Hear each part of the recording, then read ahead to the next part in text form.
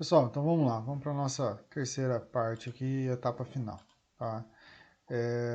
Então, o que que nós vamos trabalhar agora nessa terceira parte? Nós vamos falar aqui do cenário da caprina e ovinocultura, principalmente com foco aqui no Brasil, tá? O primeiro ponto que a gente tem que pensar aqui quando a gente fala em cenário brasileiro, e aí eu quero traçar algumas linhas gerais aqui também, é que esse cenário brasileiro, a ideia aqui também é consolidar, né, o passado e presente e projetar algumas tendências aí para o futuro. Trazer uma fotografia do que é o momento que a gente tem aí do agro brasileiro, principalmente com foco no tamanho das propriedades, nas características que essas propriedades têm e qual que é o impacto disso lá na caprina e ovino. Junto com isso, né, trazer a situação geral da caprina e ovinocultura no Brasil, regiões, estados e municípios, e ver aqui algumas perspectivas, né, da caprina e ovinocultura.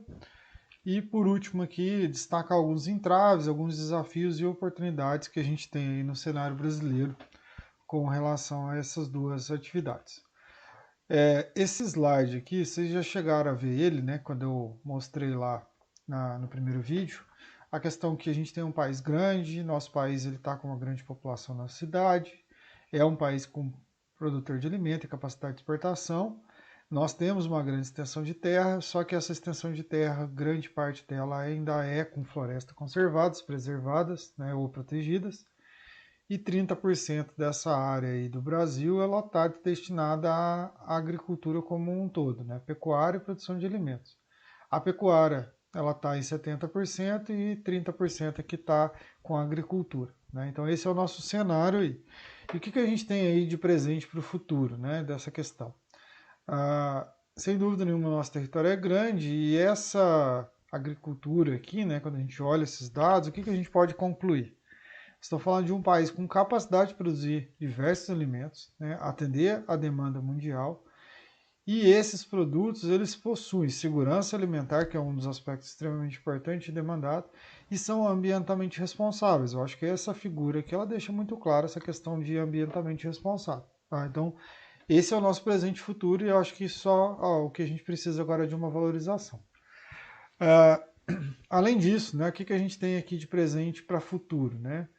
De acordo com os dados do censo, o que a gente vê aqui? A gente tem uma grande extensão, né, 223 milhões de hectares ocupados pela pecuária, tá? Aqueles 70% lá. Então a gente tem uma necessidade de ganho em eficiência.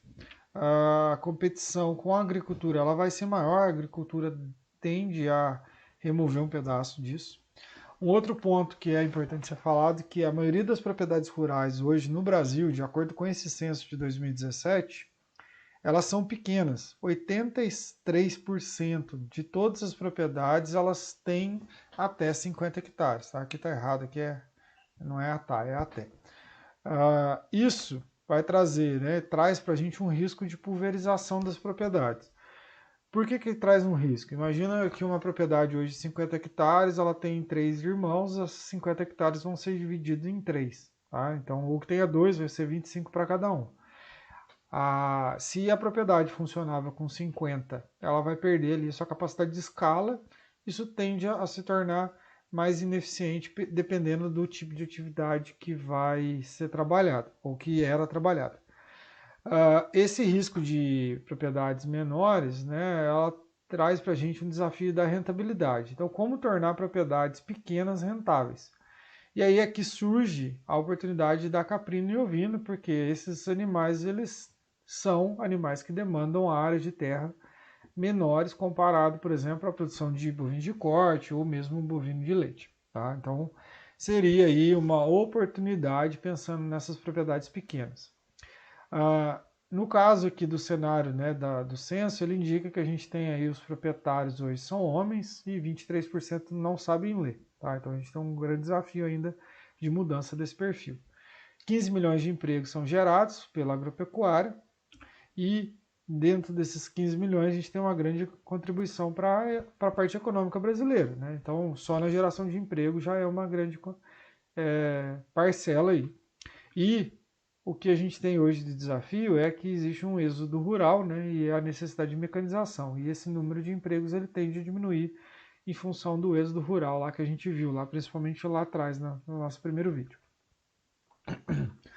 E vamos então aqui para a parte da caprinocultura e ovinocultura, né? Então, destacando um pouquinho aqui a caprinocultura, então esse slide aqui vocês viram, que é a questão que a gente tem 1 bilhão, e dentro desse 1 bilhão aqui, ó, o que a gente tem, né? A China, Índia, vocês já viram esses dados, mas o que vocês não viram aqui é que o Brasil aqui, ó, né, ele ocupa a 21ª colocação. Então o Brasil é o 21º lugar no ranking mundial de efetivos caprinos, tá? E isso, né, quando a gente olha aqui esse gráfico aqui que traz a densidade, mostra que o Brasil tem aí uma certa quantidade de um rebanho razoável, tá? Muito maior, por exemplo, do que a Oceania. A Oceania tem muito mais aí impacto na produção mundial, na exportação mundial. Então, o país ele possui um efetivo razoável no cenário mundial, com potencial para se tornar um produtor importante de caprinos, tá? Com potencial, não quer dizer que ele ocupe essa posição, tá? A gente hoje, na verdade, tem uma produção irrisória, por exemplo, de leite e carne no cenário brasileiro para caprinos. Uma outra coisa aqui, né, de destaque, quando a gente olha a evolução do efetivo caprino no tempo, a gente teve um cenário aqui de grande crescimento, depois a gente teve uma retração, muito em função da crise econômica que foi muito forte nesse período aqui, altas inflações, e aí nesse outro espaço aqui a gente teve um aumento, depois um declive também, que é um pouco de crise econômica, e hoje a gente vê aí uma ascensão com uma dificuldade de projetar em função do momento que a gente vive. Tá? A expectativa antes desse período era que houvesse um maior crescimento, mas hoje a gente precisa aí de mais dados para entender qual que vai ser essa dinâmica. O fato é que a gente tem uma grande crise e muitas das vezes quando a gente tem crise pode ser que haja uma retração aí do efetivo. O que a gente pode destacar, né? Considerando o período aqui de 2012 a 2018, houve um aumento de 2 milhões de caprinos, tá? Em média aí 300 mil caprinos por ano. Então a gente poderia destacar aqui que a gente teria aí 19, 20 mais 300, 11,3 aí milhões de cabeças de caprinos, tá? Se eu fosse fazer aí uma regressão linear, mas isso nem sempre é linear. Mas indica que a gente tem uma projeção aqui favorável de crescimento. Uma outra coisa que é importante que a gente consegue tirar desses dados aqui é a questão de, a gente tem hoje, né, de acordo com o censo, 326 mil propriedades que trabalham com caprinos. Considerando esses 10,7, a gente tem em média aí 32 animais por estabelecimento. 32 animais por estabelecimento é uma quantidade muito baixa, então a questão de escala, de eficiência de produção, ela deixa muito a desejar nesse cenário nacional. Isso explica porque, apesar dos 10,7 milhões, a gente ainda não tem aí uma projeção internacional para a produção, ou mesmo uma projeção interna para absorver toda a produção, porque ela é pulverizada em propriedades, trabalhada de uma forma bem extensiva. Quando a gente pensa na distribuição, né, desses 10,7 milhões aí, o que a gente tem, né? A região Nordeste, 94% desses 10,7 estão ali na região Nordeste, tá? Então, é uma grande concentração aí numa determinada região do país. Depois a gente tem 2% na região Sul, 1,5% no Sudeste, 1,5% no Norte e 1% no Centro-Oeste. Então veja que há um grande desequilíbrio da distribuição do efetivo caprino na região Nordeste. Isso, em tese, explica um pouquinho por que a gente ainda não tem uma grande projeção no cenário nacional, porque há uma polarização, há uma concentração, e essa população ela está ávida por um consumo, porque faz parte da cultura dela, mas as demais regiões, esse consumo ele passa a ser incipiente. E como essa região ela tem aí um desafio de região semiárida, com uma oferta forrageira muito restrita, o caprino vai muito bem, mas ao mesmo tempo ele não consegue ter grandes produções e isso vai sendo gerado só uma produção para subsistência e não uma produção de escala comercial ou mesmo uma projeção internacional. Tá? Então, isso explica um pouco do porquê que a caprinocultura não deslanchou no Brasil. Esse dado aqui, né, mostrando como é que as propriedades são pequenas. Então, até aqui, ó, se a gente considerar até 100 hectares, nós estamos falando de quase 90% das propriedades com caprinos, elas vão até 100 hectares. Então aqui 80% até 50 hectares. Então são propriedades pequenas e um fator aí de dificuldade para a questão da escala dos animais, tá? Mas essa é uma característica aí da atividade. A distribuição dentro dos estados, né? Então, quando a gente olha os estados aqui, ó, pelo esse mapinha, a gente vê que há uma grande concentração na Bahia, um pouco de outros estados que a gente vê aqui mais fácil, ó. Bahia, Pernambuco, Piauí, Ceará, Paraíba, aí a gente vai vendo aqui, ó, Minas Gerais é o 10º estado com maior quantidade de caprinos, 78 mil, mas se você for comparar 78 mil com 3 milhões, né, ou 2 milhões, ou 1,8 milhões, é irrisório.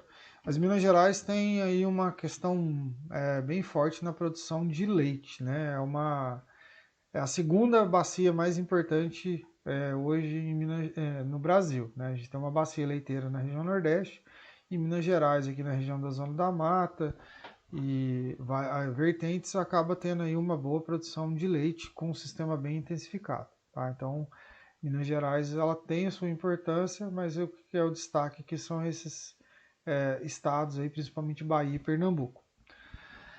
Uma outra coisa que a gente tem que pensar são os municípios. Né? Então, como Bahia e Pernambuco são os principais, você vai ver que oscila entre Bahia e Pernambuco. Né? Então, Casa Nova aqui a gente tem 510 mil cabeças, e aí Petrolina ali 252 mil cabeças, e chegando aqui 109 mil cabeças lá em Lagoa Grande, Pernambuco. Tá? Então essas são as principais cidades, né, os municípios.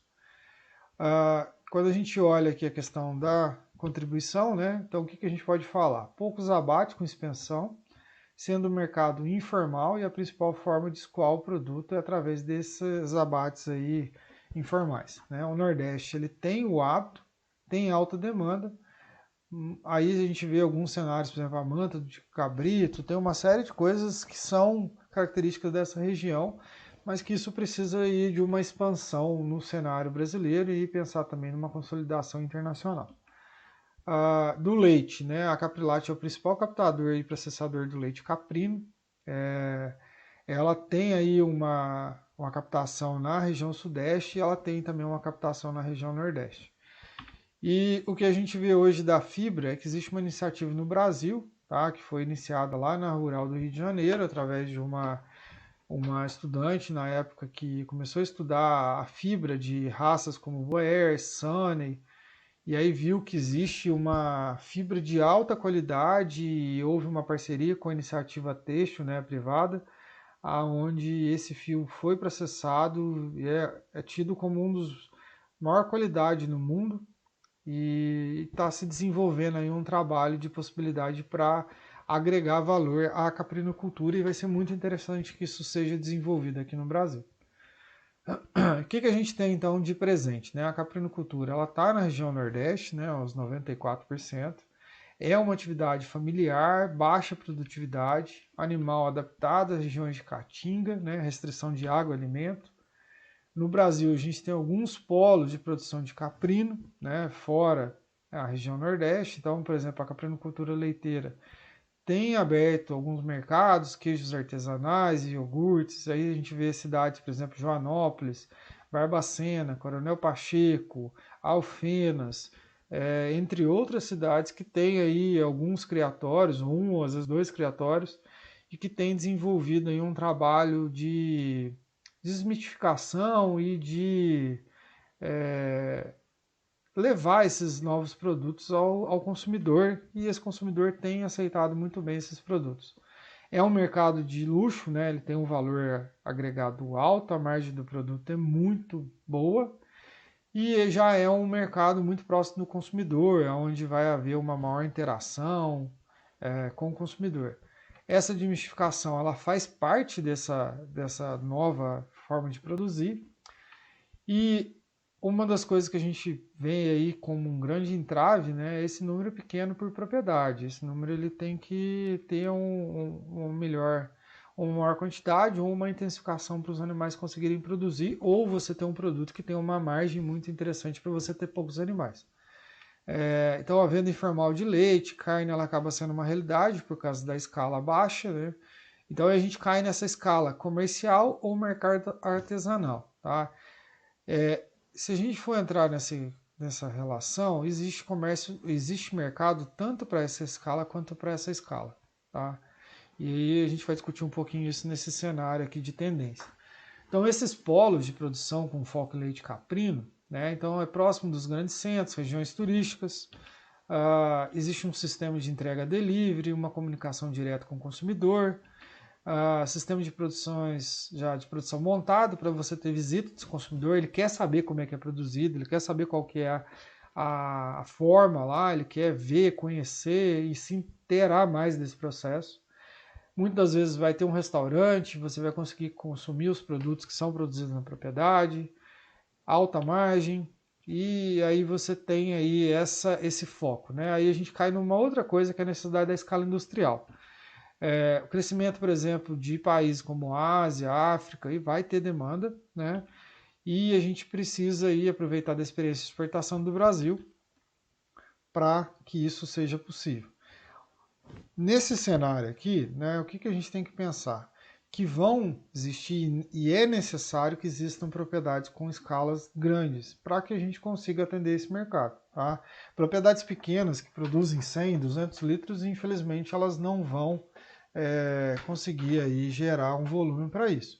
O que pode ser que existam umas bacias leiteiras que tenham várias propriedades com 100, 200 litros e aí que isso se transforme num volume razoável para a gente pensar em atender algum mercado externo. Mas nesse momento é inviável você pensar em atender porque a gente não tem volume de produção. Há uma necessidade de intensificação para a gente aumentar o número de animais por propriedades e também aqui aumentar a questão de produção desses animais. Tá? Então acho que essas são as principais tendências aí da caprinocultura. E aí, por último, aqui então a gente vai no cenário da ovinocultura. Né? Então, o que a gente tem aqui da ovinocultura?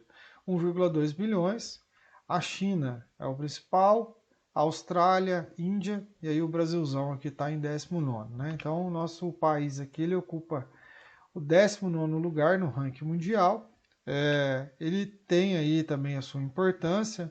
Se você for pensar hoje na ovinocultura, é um rebanho mais distribuído na extensão territorial, né? E se esse efetivo ele crescer, o país, sem dúvida, ele vai ali poder figurar entre um fornecedor, né, no cenário mundial. Apesar de que hoje o Brasil ele importa carne para atender a sua demanda, né, de carne ovina. Mas se houver aí uma estruturação da cadeia, um crescimento desse rebanho, a gente tem aí condição de atender não só o mercado interno, mas também de começar a pensar num mercado externo, porque demanda existe. A questão é que a gente ainda não tem um rebanho, um efetivo rebanho capaz de produzir para atender essa demanda. Então o que a gente vê aqui, né, nesse cenário aí de evolução do nosso rebanho aqui em milhões de cabeças? Desde a crise da lã, o rebanho ovino ele diminuiu e ao longo dos anos vem mudando a aptidão, né? Que era para lã, e essa aptidão agora está para carne. E isso, realmente, se for sustentável, né, esse rebanho ele tende a crescer. Por que eu estou falando isso? Porque a gente tinha ali um rebanho que chegou a 20 milhões e depois houve uma queda considerável aqui, que é uma queda resultante de toda essa saturação do mercado e também reflexo da saturação ali da queda da demanda da lã, né, a demanda por lã. Houve aqui um fundo e aí depois disso esse rebanho vem crescendo, vem se estruturando. A região sul, né, que ainda é o grande responsável pela produção de lã, ela vem mudando a sua capacidade ali, a sua aptidão. Em vez de produzir lã, eles têm focado aí na produção de carne com raças especializadas. Então essa é uma tendência aí de aumentar, caso realmente essa aptidão para carne ela se torne sustentável. Tá? Um outro número interessante é a gente pensar aqui nos estabelecimentos. A gente tem 512 mil estabelecimentos, com 18,9, a gente tem 37 animais por estabelecimento. O mesmo entrave que a gente tem para caprino, a gente acaba tendo para ovino, que são propriedades com um número muito pequeno de animais. Tá? Esse número aí, ele chega até a assustar quando a gente olha no cenário nacional, né, de 37 animais por estabelecimento. A distribuição, 66% no Nordeste, 21% no Sul, 5% na região Centro-Oeste, 3,5% na região Norte e 3,2% na região Sudeste. Tá? Então veja que existe uma concentração na região Nordeste, mas a região Sul já é um polo aí também, né, em função da sua aptidão para lã, e hoje tem se transformado também na aptidão para carne. Regiões Centro-Oeste e Norte, quando a gente olha no longo tempo, elas estão crescendo, a taxa de crescimento dessas regiões é alta. Existe um grande potencial, por exemplo, de ovinocultura na região Centro-Oeste, na região Norte e a própria região Sudeste também. Tá? A região Sudeste tem um grande valor de terras, as terras cada vez estão ficando menores e pode ser que a ovinocultura possa ocupar aí um espaço bem interessante dessas propriedades. Mas de maneira geral a gente tem uma maior distribuição comparada ao que a gente tem na Caprino e existe aí um grande potencial. Como a gente viu lá na Caprino, a gente tem aqui 75% né, das propriedades totais aqui, elas estão até 50 hectares. E se a gente pegar até 100 hectares, vai para 85%. Tá? Então a gente tem muito poucas propriedades com grandes áreas. Né? Então esse é um limitador aí da questão da escala. A distribuição dos efetivos nos estados. Né? Então quando a gente pega os estados aqui, a Bahia é o principal, 4 milhões. O Rio Grande do Sul fica com 3 milhões. Né? Então aqui a gente tem Nordeste, região Sul. Pernambuco com 2, Ceará, Piauí. E aí a gente vem vindo aqui, Minas Gerais está em 16º, com 188 mil. Tá? São Paulo aqui tem 342 mil, também é um grande potencial aí, um estado com alta demanda, né, onde tem os principais frigoríficos, uma grande demanda. Então a gente tem aqui esse cenário, né? Então região Nordeste, Sul, São Paulo com 342 e Minas Gerais aqui com 188. Dos municípios, né? Então se a gente for olhar os municípios aqui, Casanova 442 mil, Santana do Livramento, né, 321 mil, Juazeiro, e aí a gente tem aqui Alegrete, 206 mil, Uruguaiana aqui, 164 mil, Quaraí aqui do Rio Grande do Sul, 159. Então a gente tem aqui como diz, né, Nordeste, Sul, a gente vai alternando aí com os principais municípios aí no país. No mercado, né? O que a gente pode falar do mercado? Então, a primeira coisa o Brasil importa carne para suprir o mercado. Então, essa é a primeira questão. Então, existe um mercado ou um potencial aqui já só da questão da importação. O mercado de leite, a gente não tem dado ainda, é muito pouca coisa, mas ele é um mercado em grande expansão. A gente vê empreendimentos sendo construídos, produtos com alta margem, uma alta demanda. O consumidor tem aderido muito bem a esses produtos do leite, tá? Seja o queijo, o iogurte, isso tem ficado bem aquecido.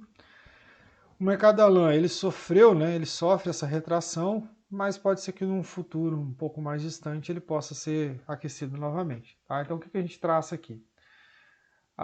Presente, dividido em dois grandes polos, Nordeste e Sul, ovinocultura de subsistência e produção de lã. Né? A ovinocultura vem se reestruturando da lã para a produção de carne na região Sul.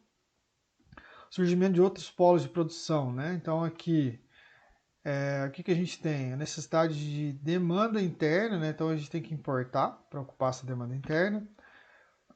Produto demandado aí, grandes centros, chefe de alta gastronomia, a gente sempre vai ver cordeiro, por exemplo, em alta gastronomia. As propriedades são pequenas, venda informal é um problema, necessidade de escala para atender o mercado consumidor. Então essas sem dúvida são o nosso cenário hoje. O que a gente vê aí como oportunidade, né? O desafio? Propriedade pequena pode ser um desafio, porque a gente não tem escala, mas pode ser uma oportunidade que ela pode dar rentabilidade para propriedades pequenas. Densificação ela se faz necessária, uma organização dos produtores para escoar esses produtos. A produção de lã é um mercado atendido principalmente pela região sul. produção de leite, né? Um mercado novo, grande potencial, muito parecido com a caprinocultura leiteira, próximo de grande centro, verticalização. Qual que é as tendências, né? Surgimento de polos com produção de leite ovino, sem dúvida, é uma tendência. Vão estar perto dos grandes centros, regiões turísticas. Sistema de delivery parecido com o que é a relação direta com o consumidor, que é semelhante ao que é na caprinocultura. Você ter ali visitas na propriedade, ela faz parte desse pacote. Restaurantes dentro da propriedade também, isso dá uma boa margem. Produtos com margem, né, considerável em função de todas as coisas que foram faladas. E o surgimento aqui de propriedades em escala industrial. Tá? A gente vê isso para quê? Atender esse mercado e aproveitar a experiência de exportação. Isso aqui, existem hoje algumas propriedades. Tá? A gente vê aí propriedades com projetos para 25 mil cabeças, 15 mil cabeças, 5 mil cabeças de ovinos, pensando aí já numa conversa direta com o frigorífico, para que a gente comece a atender aí a demanda, seja interna e também possivelmente no futuro externo. Tá? Para isso, a intensificação se faz necessária, o número dos animais tem que ser maior, a eficiência de produção tem que ser maior, uso de pastagem, mão de obra qualificada, né, a popularização da atividade para a gente ter aí uma conexão com o campo, fazendas abertas, comercialização de produtos como sabonete, creme, tapete, esses subprodutos eles são extremamente importantes e eu acho que isso conecta com o consumidor, tá? Essa conexão ela é primordial para que a gente realmente tenha ali uma produção que as pessoas, os brasileiros se orgulhem disso, né? E aí a gente passa para a última parte que são os nossos desafios. O que a gente tem de desafio? Né? Rebanho pequeno, volume produzido é baixo, nossa produção de leite ela ainda é pequena, ela precisa crescer, e o nosso consumo é baixo. O brasileiro consome em torno de 600, se fala de 400 a 800 gramas per capita, né? Que seria por pessoa por ano. Então, assim, é muito baixo esse consumo e ele tem que ser aumentado. E aí a gente precisa atender, não só, né? O consumo, apesar de ser baixo, a gente já não atende, se aumentar vai ficar ainda mais difícil atender, mas a gente tem condição de fazer isso.